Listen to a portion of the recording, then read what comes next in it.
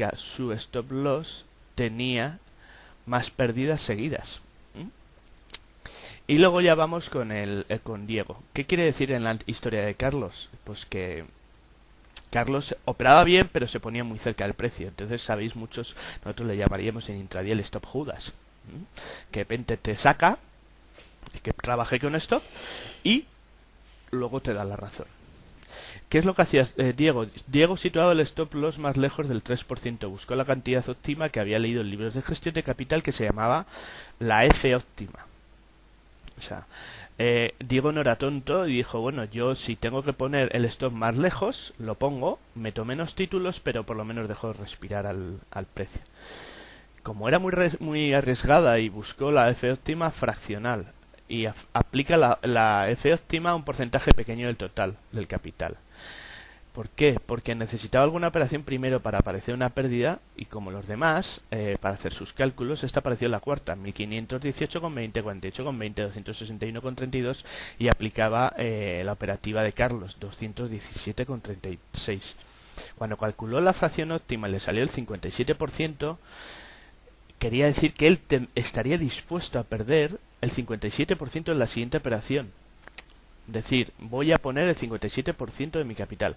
Como eso le parecía mucho, lo hizo sobre el 10% de su capital. O sea, si sobre 10.000, bueno, en ese momento eran 1.161, como mucho el 57% eran 661, porque aplicaba el 10%, el 10% de 1.161, de 11.161 dólares euros que tenía, su 10% le daba que no,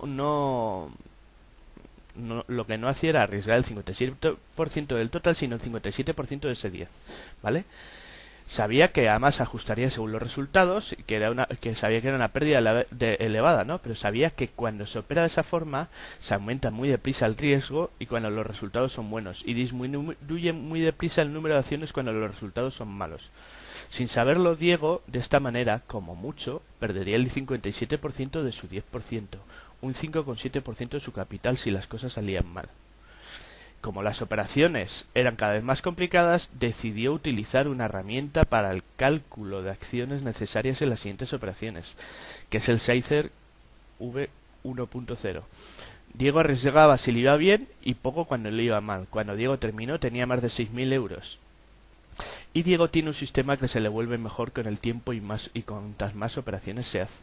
Postdata, pone Antonio Cajigas, cuando uno opera en bolsa lo hace siempre a un múltiplo de su fracción óptima. Perdonad que he puesto óptime. Da igual que usted lo sepa o no, no se libra las consecuencias de ello. Tiene puesto un humorcito, pero es real. ¿Qué es lo que quiero decir yo con esto? Pues que sabéis que hemos hablado por qué se hace o por qué me hago yo a mí mismo, y el que quiera compartirlos estos vídeos es que hay una parte que es la parte de gestión capital que es muy importante y cada uno tiene que buscar su gestión de capital. Aquí me parece que este ejemplo está muy bien. Luego también es verdad que no os he puesto todos los listados de operaciones y demás porque sería muy largo mirar y no los ibais a poder ver todos y os ibais a aburrir un poco. Aquí lo que ha hecho Carlos y Diego está mucho mejor, y que en la operativa en la que nosotros nos movemos quiere decir que hay que maximizar los beneficios, pero también hay que minimizar las pérdidas, cada uno con su porcentaje según como tenga la cuenta, ¿no? Pero creo que es importante tenerla en cuenta en ese sentido, ¿no? Porque si no, al final nuestra fecha de caducidad, como digo yo, va a ser mucho más pequeña. Luego os voy a leer un párrafo que pone Óscar Cajigas, que me parece muy importante, en la que dice que no conviene situar un stop loss a menos de un ATR. Bueno, un ATR es el rango verdadero, el promedio del rango verdadero, ¿vale? Porque dice que la variación normal de precio diaria lo activa. En ese caso estaremos siempre tomando pequeñas pérdidas y, lo que es peor, nos saldremos de valores que luego toman el rumbo previsto por nosotros. A las personas que operan como yo, estilo Aitor o en intradía, volvemos a hablar de lo del stop Judas, ¿no? Te da la razón y te saca, ¿vale? Los stops demasiado cercanos al precio realmente incrementan las pérdidas. Cuando se diseña un sistema de especulación es muy fácil dejarse llevar por la tentación de sube o vendo. En teoría, si filtramos solamente los valores que suben y contamos las pérdidas de forma clara, por ejemplo, en el mínimo del día, haremos mucho dinero, pero solo en teoría. La realidad es que cuando lo simulamos nos damos cuenta de que si en momento detrás no es el adecuado, el mercado necesita algo de espacio para moverse, antes de desarrollarse en la dirección esperada.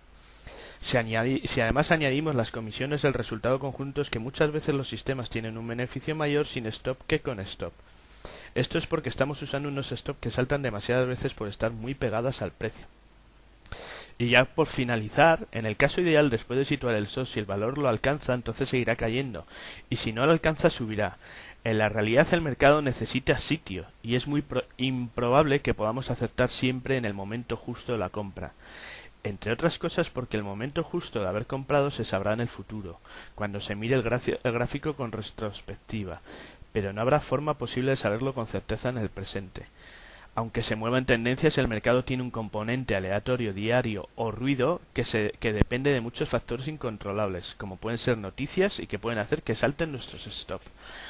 Parece que a veces cuando yo le leo, me doy cuenta de que tiene mucho que ver en el sentido de que por eso lanzo yo las noticias, porque depende del rango y depende de sobre qué, sobre todo últimamente, el paro, la vivienda y el crudo.